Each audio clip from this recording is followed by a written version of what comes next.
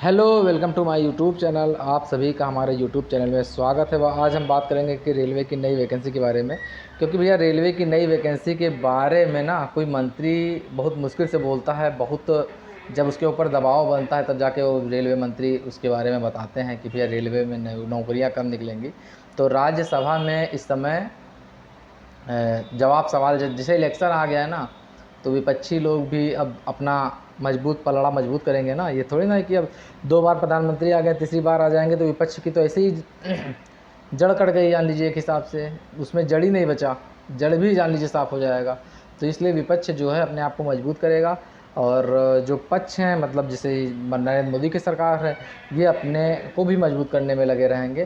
क्योंकि अगर एक बार ना जनता का विश्वास किसी भी पार्टी से, अगर किसी भी पार्टी ने जनता का विश्वास को अगर नहीं जीत पाया, अगर उसमें विश्वास खो दिया, चाहे नरेंद्र मोदी की सरकार हो या कांग्रेस की सरकार हो, कोई भी सरकार हो, तो भैया वो कभी सत्ता में आ नहीं सकती है। उसको विश्वास देखिए, बीजेपी को कोई वोट देता था कभी? बीजेपी 75 साल इतने साल तक कहाँ थी? बीजेपी को कोई वोट नहीं देता था, क्योंकि जो इनका विश्वास था वो विश्वास जनता के प्रति नहीं था। जनता इनको कुछ नहीं मानती थी। जनता कांग्रेस के प्रति था विश्वास, और कांग्रेस ने विश्वास खो दिया, और बीजेपी ने विश्वास किसी तरीके से बनाया।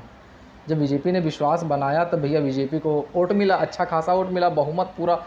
मतलब ये नहीं था कि हाँ पूर्ण बहुमत के साथ ये 2 बार जीते, पूर्ण बहुमत मिला। अब तीसरी बार है, तो अब ये बीजेपी जो है अपना विश्वास खो रही है। अब हम कह दें कि भैया किस मुद्दे पे भी बीजेपी विश्वास खो रही है। देखिए, मणिपुर में इतना बड़ा दुर्घटना हुआ, प्रधानमंत्री अपने मुंह से कुछ नहीं बोले। प्रधानमंत्री ने अपने मुंह से कुछ नहीं बोले कि हाँ मणिपुर में ये हो गया। और भी बहुत जगह हैं, यूपी में भी कुछ ऐसे ही हुआ था, तो उसके बारे में भी मंत्री जी नहीं बोले हैं। और भी बहुत कुछ हैं, कुछ सुनने में आ रहा था, मतलब सुनने में क्या, हल्ला ही था पूरा।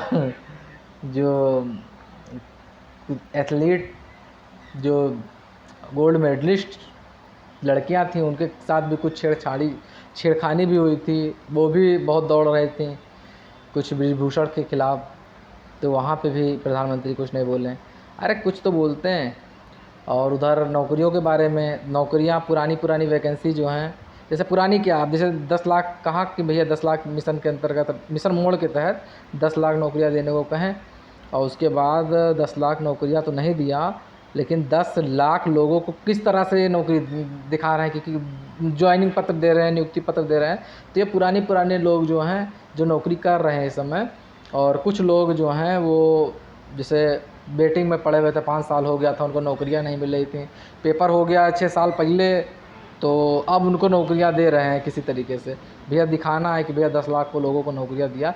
एक साल में कहा जाए तो सिर्फ एसएससी निकाला है या कुछ और डिपार्टमेंट ने निकाला है, लेकिन ज़्यादा अगर हम पूरा जोड़ लेंगे ना, तब भी 2 लाख से ज़्यादा फॉर्म नहीं निकाल पाए हैं।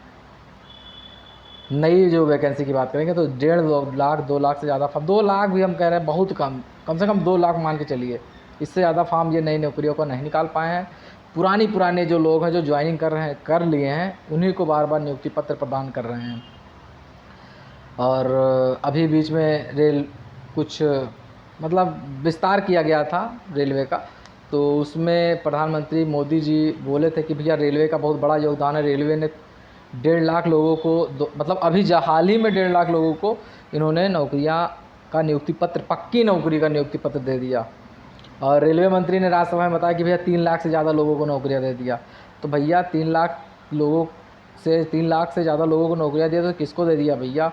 वैकेंसी आई है 5 साल पहले, और नियुक्ति पत्र भी मिल रहा है सबको, तो किसको मिल रहा है नियुक्ति पत्र? तो भैया नई वैकेंसी जो है, नई वैकेंसी उसको आप निकालिए, और उसके बाद आप बताइए कि हाँ नई वैकेंसी में मैंने इतने लोगों को नौकरियां दिया। कि कब? इलेक्शन से पहले। अब इलेक्शन है, आ गया है, अब इलेक्शन आया है तो इनकी फटी पड़ी है। अब बोल रहे हैं कि हम नई नियुक्ति निकालेंगे, नए लोगों को नियुक्त करेंगे, नई वैकेंसी निकालेंगे।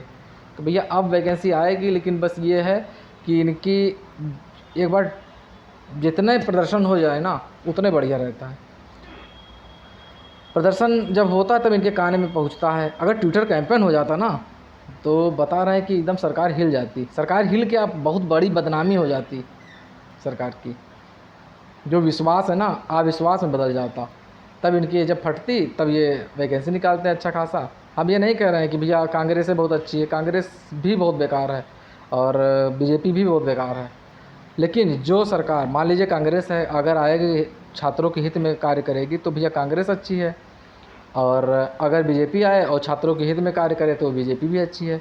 हम कह रहे हैं कि इसी चीज़ पे नहीं कह रहे हैं, हम कह रहे हैं सारे चीज़ को। भैया आप राजा हैं, पूरे भारत के राजा हैं, तो आपको पूरे भारत का हर एक चीज़ देखना पड़ेगा, एक एक कोना देखना पड़ेगा। क्या चीज़ किसी कोने में, तो किसी भारत के किसी कोने में कोई परेशान तो नहीं है किसी चीज़ से, ये सब पूरा देखना पड़ता है। तो भैया आप राजा हैं तो राजाओं वाली सोच रखिए, बेचिए मत, बेच बेच के कमाओ ना, खाओ ना, अपना जेब ना भरो।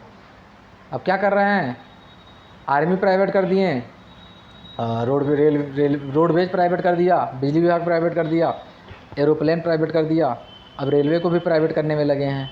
इसलिए वैकेंसी नहीं निकाल रहे हैं, साफ साफ बता रहे हैं। रेलवे को जितने लेट में करेंगे, सोच रहे हैं कि अब की बार बन जाएँ तो भैया 3 बार इतना अच्छा खासा पैसा बटोर ना, कम से कम 2-3 पीढ़ी 4 पीढ़ी तो चलेगी।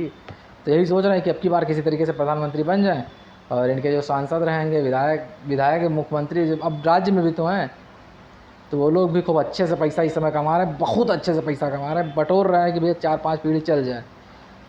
तो हम कह रहे हैं बटोर के रख रहे हो। अगर आप नोट बंद कर सकते हो, मान लीजिए अब कांग्रेस आ गई, तो क्या वो नोट नहीं बंद कर सकती है? बटोरिए मत, अच्छा काम कीजिए जिससे आपकी सरकार बनी रहे, और उससे नई वैकेंसी भी निकालिए। जनता का विश्वास आप पे बना रहे, यही अच्छी बात है। इसके लिए आप रेलवे जो देखिए, छात्र को आप खुश करे रहेंगे ना, तो आपको कोई हरा नहीं सकता है। क्योंकि एक जो सोच रहे हैं ये कि रेलवे में भैया ज़्यादा 1 करोड़ छात्र होंगे, ये सोच रहे हैं। 1 करोड़ छात्र नहीं है, 1 करोड़ छात्र के कितने परिवार होंगे ये भी आप याद रखिए। अगर 1 करोड़ छात्र मान लें, अगर उनके परिवार में 5 लोग हैं ना, तो 5 करोड़ ऐसे ही हो गए। और उनके बाद उनके रिलेशन वाले इनका जोड़ लो सबका, अगर उनका रिलेशन तो 20-20 रिलेशन होता है, अब 20-25-100, 1 खरब हो गया भैया। कितना 100 करोड़ हो गया। इसीलिए बता रहे हैं कि छात्रों से पंगा मत लीजिए, छात्रों को खुश करे रहिए, छात्रों के हित में ही कार्य कीजिए, जिससे छात्र खुश रहें और आप भी खुश रहेंगे। अगर छात्र नाराज़ हुए तो आपको कहीं का नहीं छोड़ेंगे। तो जो आप कह रहे हैं कि भैया वैकेंसी निकालेंगे, पूरी वैकेंसीज़ का डिटेल भी ले लिए हैं, और वैकेंसी निकाल दीजिए, बहुत जल्द निकाल दीजिए। और जो छात्र हमारी वीडियो देख रहे हैं ना, उनसे हम कह रहे हैं कि भैया आप टेंशन मत लीजिए, आपको अच्छी खासी वैकेंसी देखने को मिलेगी, और अक्टूबर में ही देखने को मिलेगी कोई ना कोई वैकेंसी। और जहाँ तक है एलपी की वैकेंसी, जेई की वैकेंसी अक्टूबर में आएगी।